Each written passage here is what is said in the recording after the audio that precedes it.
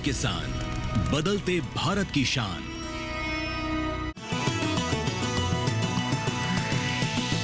DD किसान, बदलते भारत की शान।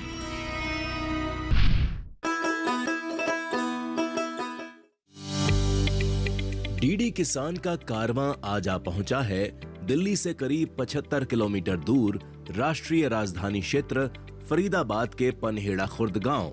हरियाणा राज्य के इस गांव का कितना हुआ विकास, सरकार की तमाम महत्वाकांक्षी योजनाएं लोगों की पहुंच में है या नहीं, क्या कहते हैं किसान, कृषि क्षेत्र में कितना हुआ बदलाव, आज के इस एपिसोड में एक एक सवाल का जवाब तलाशेंगे। नमस्कार, हरियाणा के फरीदाबाद के गांव पनहेड़ा खुर्द हम पहुंचे हैं और यहां किसान यात्रा के दौरान समझेंगे लोगों से कि कितने हमारे किसानों की जिंदगी बदल रही है, क्या वाकई जो सरकार योजनाएं चला रही है उनकी जिंदगी में वो बदलाव ला रही हैं, और ला रही हैं तो कितना ला रही हैं, कैसे ला रही हैं, ये सब समझने के लिए गाँव के लोगों से बात करेंगे, गाँव में बढ़ेंगे, अधिकारियों से समझेंगे और कर्मचारियों से भी समझेंगे कि वाकई क्या उनकी जिंदगी अब बदलती हुई नजर आ रही है और 2014 के बाद से मुख्यतः कितनी जिंदगी बदली है, कितनी वाकई वो जो सपना प्रधानमंत्री नरेंद्र मोदी ने देखा है अंतिम पंक्ति तक के किसान तक हर योजना को पहुंचाने का, वो सपना कितना साकार हो रहा है, ये समझने के लिए गांव की ओर बढ़ते हैं और उन्हीं की कहानी, उन्हीं की जुबानी आपको सुनवाएंगे। चलते हैं गांव की ओर। गांव मूलभूत सुविधाओं से लैस है। गांव में पोस्ट ऑफिस है, गांव की सारी गलियां और सड़कों को पक्का करवाया गया है, कहीं जल भराव ना हो, गंदे पानी की निकासी सहज तरीके से हो जाए, इसके लिए गांव की नालियां भी पक्की हैं। साथ ही आसपास के छात्र छात्राओं को अच्छी शिक्षा मिले, इसका भी पूरा इंतजाम किया गया है। बीते कुछ सालों में बढ़ी सुविधाओं को लेकर ग्रामीण खुश हैं।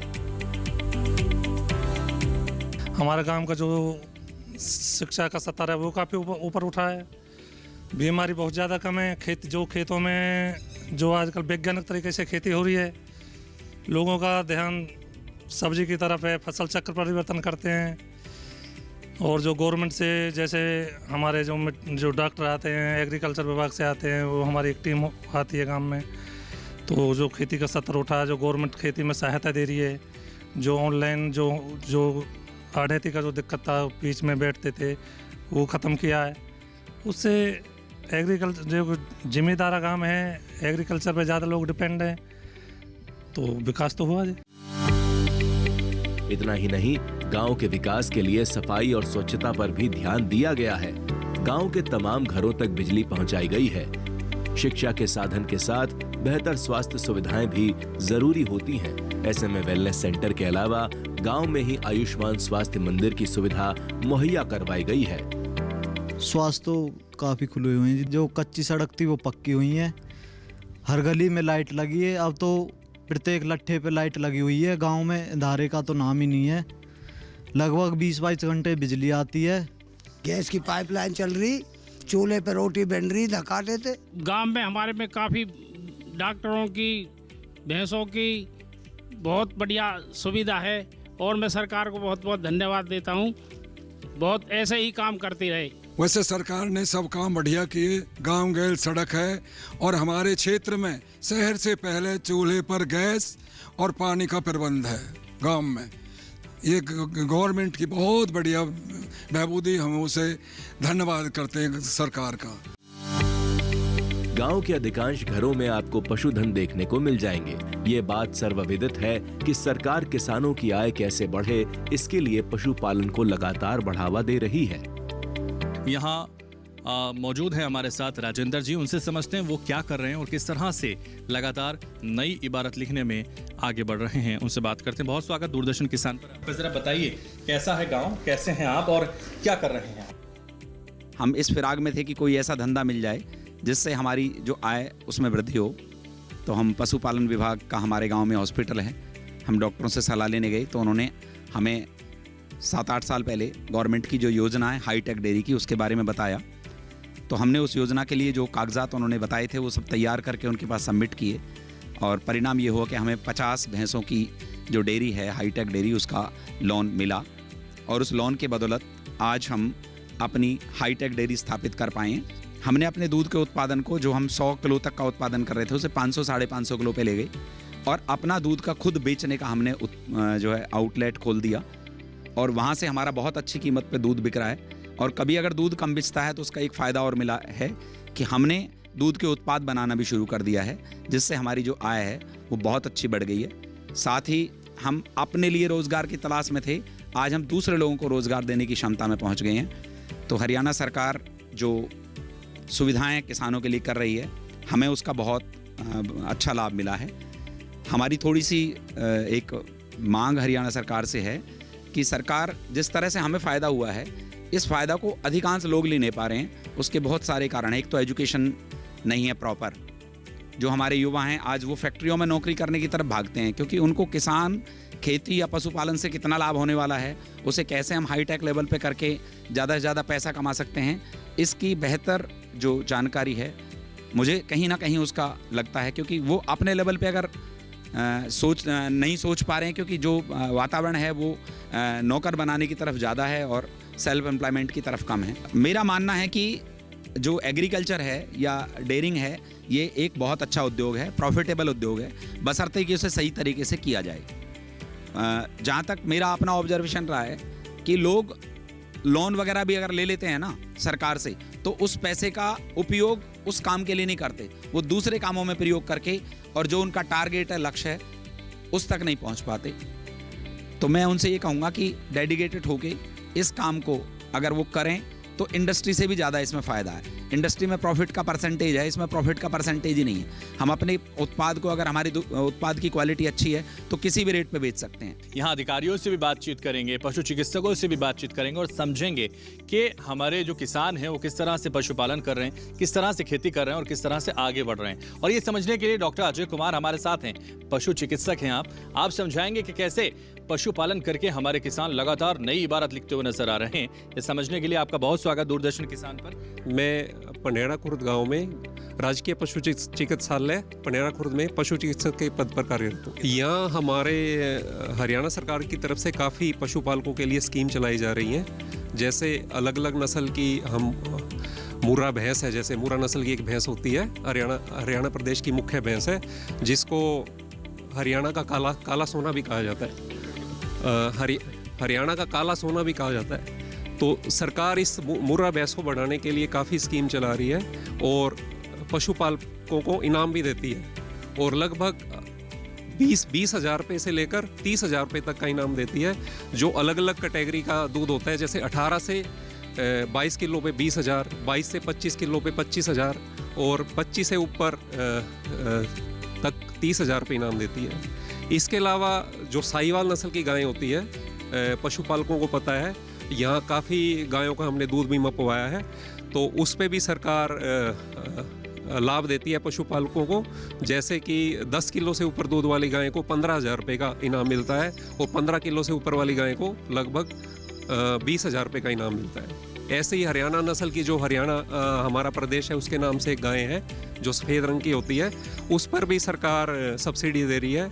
दूध मापने पे 15,000 से लेकर 20,000 रुपये तक का इनाम देती है। जो कि 8 किलो से ऊपर जो गाय दूध देती है उसको इनाम मिलता है। इसके अलावा जो डेयरी व्यवसाय है, डेयरी व्यवसाय के लिए भी सरकार काफ़ी सब्सिडी दे रही है। वो विभिन्न जो वर्ग हैं हमारे गाँव में, SC अनुसूचित जाति के हैं और जनरल जाति के हैं, उनके लिए अलग अलग स्कीम है। डेयरी चलाने के लिए जैसे जनरल कैटेगरी के लिए 4 भैंसों से लेकर 50 भैंसों तक की डेयरी इकाई के लिए सरकार 25% से लेकर और जो उनका ब्याज होता है, बैंक का ब्याज होता है 5 साल तक का, वो सब्सिडी के रूप में देती है। ऐसे ही अनुसूचित जाति के जो पशुपालक हैं उनके लिए 50% तक का अनुदान राशि देती है, जो 2 या 3 भैंसों की डेयरी चलाकर अपना गुजारा कर सकते हैं और अपना आर्थिक उत्थान कर सकते हैं। इसके अलावा भेड़ पालन के लिए, सूर पालन के लिए, बकरी पालन के लिए भी अलग अलग तरह का अनुदान दिया जाता है। इतना ही नहीं, सरकार का ध्यान गरीब मध्यम वर्गों के बेरोजगार युवाओं पर भी है। सरकार उन्हें दुग्ध व्यवसायी बनाने के लिए डेयरी योजना लाई है। इस योजना का मकसद ज्यादा से ज्यादा किसान परिवारों को लाभ पहुंचाकर उन्हें आत्मनिर्भर बनाना है। जो हरियाणा का अनएम्प्लॉयमेंट यूथ है उनको व्यवसाय प्रदान के लिए हरियाणा सरकार डेयरी योजना लेकर आई है, जो जनरल कैटेगरी के पशुपालकों के लिए 4 भैंस से लेकर 50 भैंसों तक है। 4 भैंस और 10 भैंस की डेयरी चलाने के लिए सरकार 25% का अनुदान देती है, और जो 20 भैंस और 50 भैंसों तक की डेयरी चलाता है उसमें सरकार 5 साल तक का जो बैंक का जो लोन की राशि होती है उसका ब्याज सरकार अपनी तरफ से देती है। इसके अलावा अनुसूचित जाति के जो पशुपालक हैं, जो पशुपालन के व्यवसाय में से जुड़ना चाहते हैं और अपनी आजीविका बढ़ाना चाहते हैं, उनके लिए सरकार डेयरी के लिए 2 और 3 भैंसों की डेयरी स्कीम है, उसके लिए सरकार 50% का अनुदान देती है। इस स्कीम से पशुपालकों का जो है उनका काफ़ी आर्थिक उत्थान हुआ है, और वो उनको ब्याज बैंक का नहीं देना पड़ता, उससे उनको बहुत फ़ायदा होता है, और अपने बच्चों को अच्छे अच्छे स्कूल में वो शिक्षा दिलवा रहे हैं, और उनके बच्चे फिर अच्छे पढ़ लिख कर नौकरियों की तरफ भी जा रहे हैं।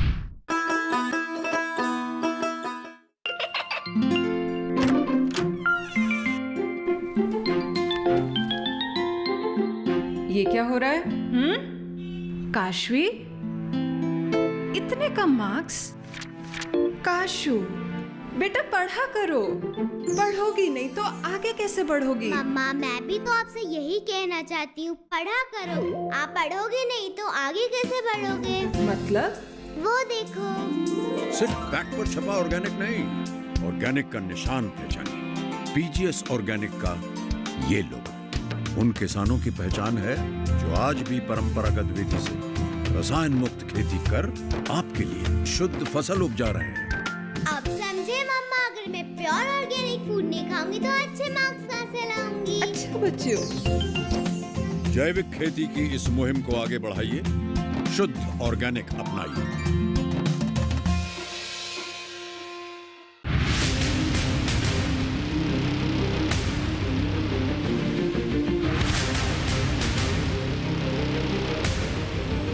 जब तपती है धरती, सूरज उगलता है आग, ठंड में जब सर्दी जमा देती सबके हाल, सब छुप जाते अपने अपने घरों में, तब बाहर निकलता सिर्फ एक इंसान, भरने के लिए हम सबका पेट, खून को पसीने की तरह देता बहा, थक जाता, झुलस जाता, हो जाता बीमार, तब उसकी सेहत का ध्यान रखता सिर्फ डीडी किसान।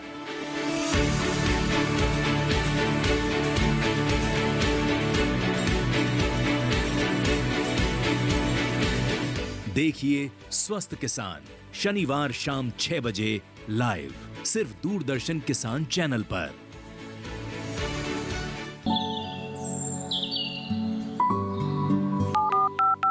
लोग कार्यक्रम के पहले कॉलर जुड़ गए हैं। इस बीच हमारे पास कुछ ईमेल्स भी आए हैं। सवाल पूछिए अपना। में जो मकान पैदा करेगी, इनमें कौन सी सावधानी करती है? गर्म इलाकों के लिए आप HRM 99 इनसे आप कुछ फल ले सकते हैं। जैस्मीन के पेड़ पे जैस्मीन उसको पूरी खुली धूप चाहिए। फसल में कीट लगा हो या कोई बीमारी, पशुपालन में हो कोई दिक्कत या चाहिए कोई जानकारी, फोन उठाइए, नंबर मिलाइए और कहें हेलो किसान। सोमवार, बुधवार और शुक्रवार शाम 6 से 7 बजे सिर्फ डीडी किसान पर।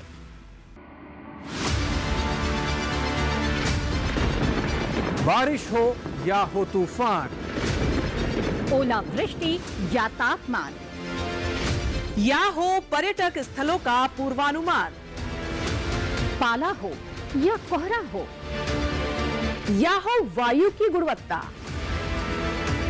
सबकी सटीक जानकारी, सबका सटीक विश्लेषण। देखिए हमारे साथ मौसम खबर में। मौसम खबर, देश के मौसम का सबसे तेज और सटीक विश्लेषण, रोजाना शाम 7:30 बजे डीडी किसान पर।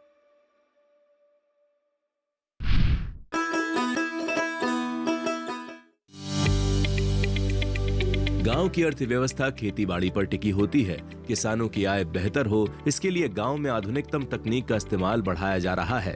किसान सरकारी योजनाओं का लाभ ले रहे हैं और नई तकनीक का इस्तेमाल कर रहे हैं। पहले किसान के पास साधन नहीं थे, न बिजली थी और न पानी के लिए कुएं थे, ट्यूबवेल थे। तो उनसे निकलकर अगर किसान आगे आया है तो पैदावार जहां 20 मन एकड़ की होती थी, 30 मन एकड़ की होती थी, वो आज 50, 60, 70 मन एकड़ तक पहुंच गई है। लेकिन उसके साथ में उसका खर्चा भी बहुत बढ़ा है। किसान की बचत जो है उसमें कोई खास फायदा नहीं हुआ है। लेकिन ये ज़रूर देखा गया है कि सरकार ने सुविधाएं, जैसे पहले सुबह जाते थे शाम तक आते थे, 20 मन गेहूं भी बिकना मुश्किल हो जाता था। आज हमारी 4 ट्रॉलियां एक दिन में पहुंच जाती हैं और वो बिक भी जाती हैं। किसान के खेत में पहले ट्रैक्टर, बैल की जगह अब ट्रैक्टर आ गया है। किसान के खेत में रहट और चरस की जगह अब ट्यूबवेल आ गया है और बिजली भी अभी काफ़ी टाइम मिलने लगती है। तो इससे किसान को पैदावार करने में या किसान के वहाँ जाने में, खेत में जाने में या और अपना काम करने में काफ़ी फ़ायदा होता है। किसान की बचत होने से किसान अपने बच्चों को आज प्राइवेट अच्छे स्कूलों में पढ़ा रहा है और वहाँ से बच्चे निकलकर अच्छे नंबर लेकर अच्छी नौकरियाँ ले रहे हैं। सरकार ने जो बिना पर्ची के, बिना खर्चे के नौकरी का संदेश दिया है, वो हमारे गांव के तकरीबन 25 लोगों को मिल चुका है। डी.के. शर्मा सरकार के पशुपालन और डेयरी उद्योग को बढ़ावा देने वाले कदम को जमकर सराह रहे हैं। उनका कहना है कि इससे किसानों की आय तेजी से बढ़ जाएगी। बावजूद इसके किसानों में सरकार की योजनाओं को लेकर अभी और जागरूकता अभियान चलाने की जरूरत है, ताकि ज्यादा से ज्यादा किसानों को इसका फायदा मिल सके। जहाँ तक और आगे हमारी आमदनी किसान की बढ़ाने का है तो हमें पशुपालन की तरफ काफ़ी जोर देना चाहिए। सरकार ने काफ़ी स्कीमें दी हैं, काफ़ी लोन के बारे में, बड़ी हाईटेक डेयरीज़ के बारे में सब किया है। हमें चाहिए सरकार अपने आदमियों को, जो ट्रेंड लोग हैं, जो रिस्ट्रिक्शित लोग हैं, वो हमारे बीच में आएँ, 2-2, 4-4 गाँव के लोगों को इकट्ठा करें और उन्हें जागरूक करें और नए तरीके के अपनाने के लिए कोशिश करें। उन्हें जागरूक करें, उन्हें ये इस बात को लाएँ कि किस तरह से आपके जो प्रसाधन बढ़ सकते हैं, किस तरह से आपकी आमदनी बढ़ सकती है, किस तरह से आपका जीवन यापन अच्छा हो सकता है। जब अच्छे लोग होंगे, पैदावार होगी, लोगों को शिक्षा मिलेगी, वो लोग पढ़ेंगे, जाके आगे अच्छे वो बनेंगे तो अच्छे नौकरियों में भी जाएंगे। ये बहुत जरूरी है। पनहेड़ा खुर्द में किसान यात्रा के दौरान हम अलग अलग लोगों से, किसानों से, जवानों से बात कर रहे हैं और समझ रहे हैं पनहेड़ा खुर्द में कितना विकास हुआ है। ये समझने के लिए एक और नौजवान हमारे साथ हैं, उनसे समझते हैं, क्योंकि जब नौजवान कुछ करते हैं तो वो एक अलग अलग जगाते हैं और इसीलिए हम इनसे समझेंगे कि किस तरह से इनके गांव में विकास हो रहा है और किस तरह की सोच उनकी है, क्योंकि नौजवानों की सोच पर गांव की सोच निर्भर करती है। जानते हैं इनसे। क्या नाम है आपका? मेरा नाम दयाराम है जी, गांव पनहेड़ा खुर्द है। सड़क सारी ऐसे सारे जो फिरकी थी हमारी गांव की, सब में गारे की जो निकलने में सबको भारी था। कोई बारात आती थी, बारात में सब फंस जाती थी, डीजे सब फंस जाते उसमें। जब से ये बीजेपी सरकार बनी है, ग्रांटों की लेन लगी पड़ी है और सारी सड़क वो जो टूटी फूटी सारी टूट के सब वो नहीं बन गई सारी। और जो पोखर थी हमारी, सारी पोखर पड़ी थी हमारी, जो बेहाल, जिनों में जो मछली पछली जो कीड़े काटे नहीं डोलते थे, वो सारी पोखर पक्की हो गई। जिसके चारों तरफ डोलने के लिए, फिरने के लिए शाम को लोग वहाँ पर डोलते हैं, फिरते हैं, बैठने के लिए कुर्सी हैं, उसके चारों तरफ लाइट लगा दी गई हैं। और मतलब जब से जहाँ से हमारे गांव की सीमा और वो समाप्त होती है, सारे पे दोनों तरफ पेड़ पौधे लगा दिए गए हैं। मतलब एक विकसित गांव की ओर हमारा गांव जा रहा है। और अब सरकार हर 4 महीने में 2000 रुपये राशि सबको मिल रही है, सभी किसानों को मिल रही है। किसी के पास ज़मीन है, बेशक 5 गज है, 100 गज है, किसी के पास 2 किले हैं, चाहे सभी को मिल रहे हैं पैसे भी। और जहाँ तक और बात करें कि पढ़ाई की ओर भी सरकार ने बहुत कई। आप जिक्र कर रहे हैं 2000 रुपए मिल रहे हैं हर 3 महीने में, तो जिस तरह से प्रधानमंत्री सम्मान निधि की आपने बात की, प्रधानमंत्री मत्स्य संपदा योजना, प्रधानमंत्री फसल बीमा योजना, मृदा स्वास्थ्य कार्ड योजनाएं, जो योजनाएं जमीन पर उतारी जा रही हैं और उससे हमारे किसानों की जिंदगी बदल रही है, क्या वाकई बदल रही है? हाँ जी, बिल्कुल बदल रही है जी। क्योंकि पहले तो कुछ भी नहीं था, पहले किसानों को पास कुछ नहीं था, नहीं तो अब तो तरह तरह के वो आ रहे हैं, कृत्रिम वो आ रहे हैं। पहले तो कोई रूडेवेटर चल गए हैं, जिनसे किसानों को जुताई बहुत आसान हो गया है और कंपाइन आने लगी। नहीं किसानों को पहले कह के 1 महीने से लगे खेत में लगे रहते थे, किसानों को वो नहीं उठता था, गेहूँ नहीं उठता था कि बारिश आ गई, तूफान आ गई, किसानों की फसल ही उठ गई है नहीं। अब तो इतने कृत्रिम आ गए हैं कि किसानों को सब्सिडी मिल रही है। यदि आप कोई कृत्रिम उपकरण लेते हो तो आपको सब्सिडी मिलेगी, आपको किसी 25% है, किसी 50% है, सबको मिल रही है।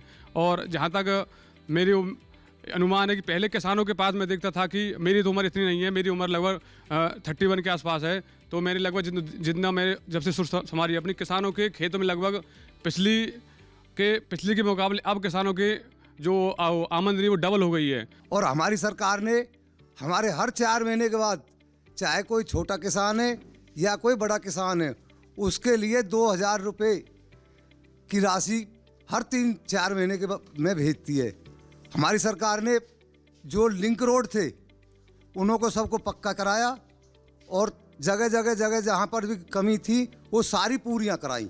सुविधाएं तो ये जी, पहले इसमें तो कोई दौरान लाइट बहुत बढ़िया आ रही है, अब 22 घंटे लाइट आ रही है गांव में। पहले तो कोई 10 घंटे 12 घंटे कभी बार और ऐसे आंधी आने के बाद भी कई दिन तक लाइट पड़ी रहती थी।